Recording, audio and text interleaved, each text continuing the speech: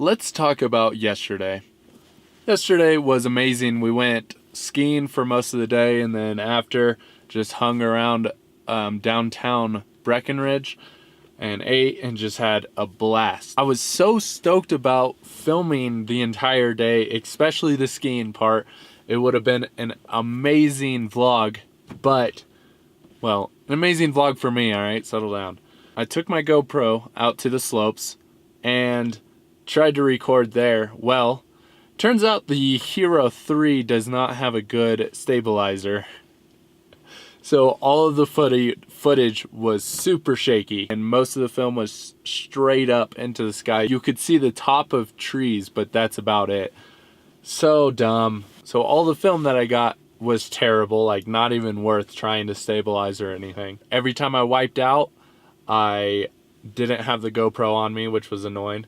Then I get back home, or I get back to the cabin after, and I'm like, okay, I'm just going to talk about the day, talk about skiing, how it relates to pornography, and videoed probably 5 minutes worth, realized that the audio was not on, so that was good.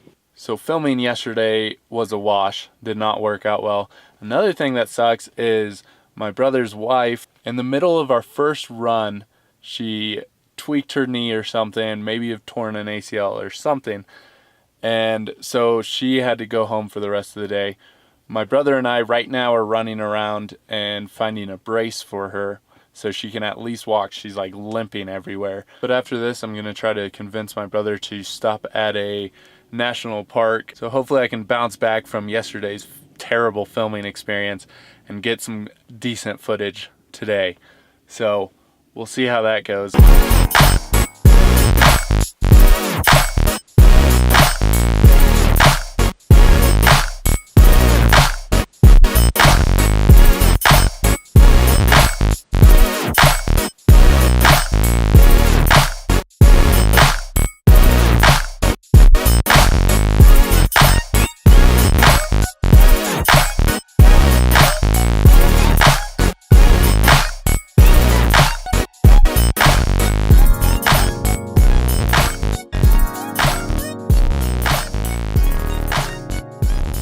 This will be my second time filming about how skiing relates to pornography, because the first time I recorded this, I have a mic on top of my camera and it was not turned on. Let me check. Okay, the mic is turned on. So I'm really not great at skiing. This is my second time going, and yeah, it is true what people say. The first time you go skiing, you're like, that was fun. But then the second time you're like, oh, okay, I actually know what to do. This is a lot of fun. That's how it was for me this trip. It was so much fun, but there were still times where I'm going down this mountain and I'm picking up speed and I'm going, and then I'm like, oh no, I'm going way too fast. This only ends one way, and it's my skis are flying off, my head is straight into the snow, something like that is gonna happen. And then I start freaking out, and then I start not trusting the mountain, and I don't trust my skis, and I don't trust my poles or my ability to slow down at all. So then as I'm freaking out, then I'm drastically trying to turn the skis, trying to get back uphill, and then I just wipe out. And although wiping out is fun, I had a few wipeouts that hurt pretty good yesterday, but I'm still kind of recovering from them. But I want to go back to that feeling of just flying down the mountain. And if you've ever skied, you know what I'm talking about. If you haven't, just picture this. You're on two skis and you're going whatever it may be, 15 mile per hour. I don't know what you actually go, but you're going fast, and it's kind of an eerie feeling of like, when and where am I gonna slow down?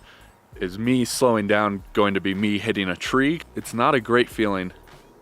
But when you have this feeling, you got to learn to trust yourself and your skis and the mountain. As we were leaving the slope, I was kind of reflecting on what I wanted to talk about, and that feeling kind of popped into my mind of, oh no, what do I do? What do I do? I don't see a clear path, although I know it's there, and I'm going way too fast and I don't know what to do. And I started to think that you could definitely relate that to your journey out of porn, or anything really in life. I know because I've been through this. When you're addicted to porn and you're watching it every single day and you don't even want to be. You're just so stuck and you don't know, you don't see a way out, and you're going so fast and you're trying to do whatever you can do to stop this. Just like on the skis, you try to stop, but then you wipe out. That's the same thing I did over and over and over again. I tried to stop it by myself.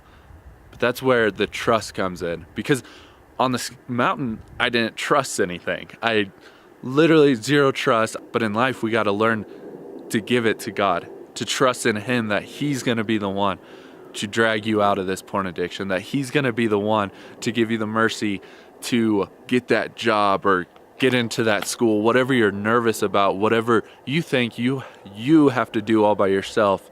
That's what we need to learn, to give to God instead of doing it our own. Because in the end, God's just sitting there staring at us saying, just give it to me. Just, Patrick, stop trying to stop pornography by yourself. Give it to me. Let me carry the load.